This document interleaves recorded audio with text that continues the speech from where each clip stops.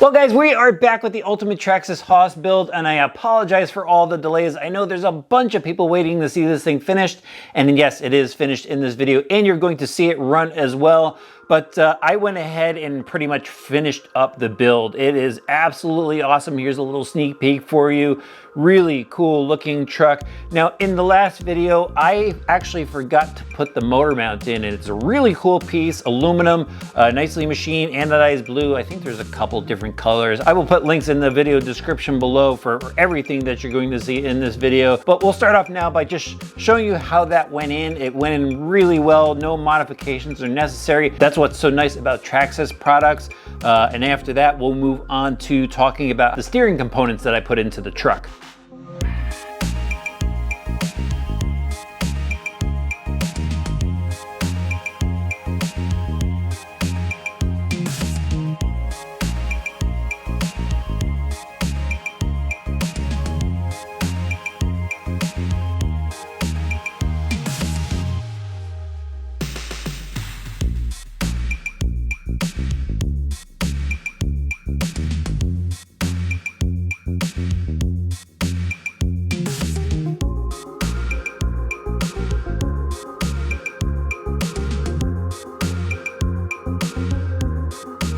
Okay, so as you saw, I had to go and remove the rear of the truck again to get that motor plate in. No big deal. Again, really nice piece, holds everything nice and solid, even the carrier bearing for the drive system, so I do like that part. All right, onto the steering now, just a few mods there. I went and swapped out the Ackerman bar. There's a composite one stock, and I went and threw the aluminum one in, and then we're gonna go and put the aftermarket Traxxas servo in, so check that out.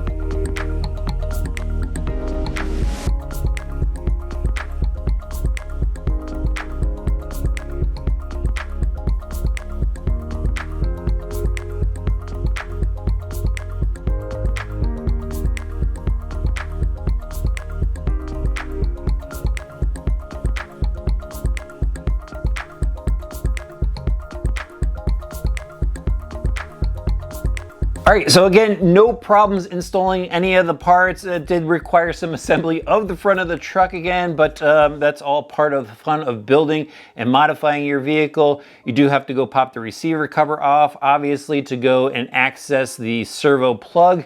If you are running this thing in water or anything like that, make sure you go back and seal that receiver cover up properly. And final tip for you, don't forget to center the servo before installing the servo horn, because there's nothing worse than getting to your basher location and finding the servo is just way out of tune and you have to go and take things apart again. But it's not too hard to access that, pretty easy. All right, now let's talk about the rest of the electronics. So I went and installed the heat sink for the motor, which is really nice if you're running on hot days, running big packs in there. That will help cool things down. What will help cool things down more is the fan. So let's go install that stuff.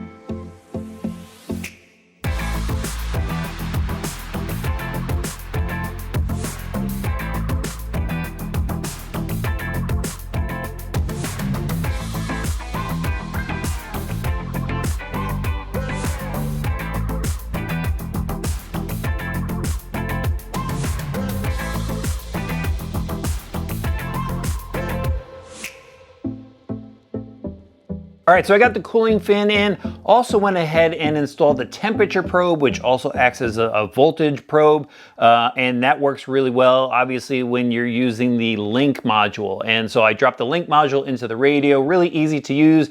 That allows me to use the Traxxas dashboard so I could see the telemetry in action. I could see the motor temperature, I could see the voltage. Pretty neat stuff to geek out on. All right, now it's time to go and install the light bar in the front. This is a pretty cool system to install. If you like LED lights in your truck, they give you there's a full kit actually. So everything you need is in one box. Gives you a new front bumper with the LED light, gives you the rear bumper with the LED lights and the module, and everything is just plug in and play.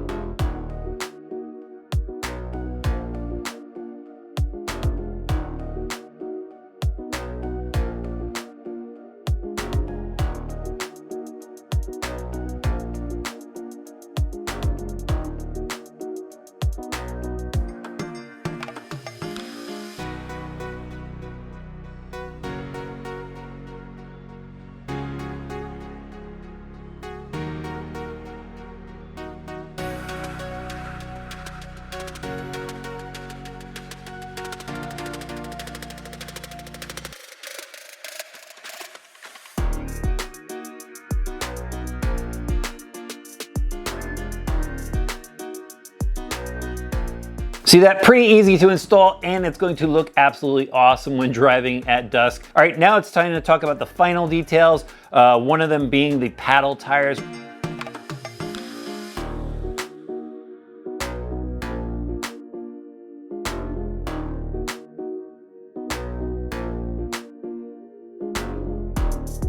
They look absolutely awesome on this truck, and now it's time for the body. Traxxas has a ProGraphix body, which is really cool. It's got pre-printed graphics on the inside, but still partially clear, so you could go ahead and paint it whatever color you want. And they have a huge line of paints. It was really tough to select a color, but after looking at my truck, I knew exactly how I wanted to paint it. I wanted to do red, white, and blue, so I just masked off a few panels for the red, then another few panels for the blue, and started spraying all my colors, and the body came out absolutely awesome.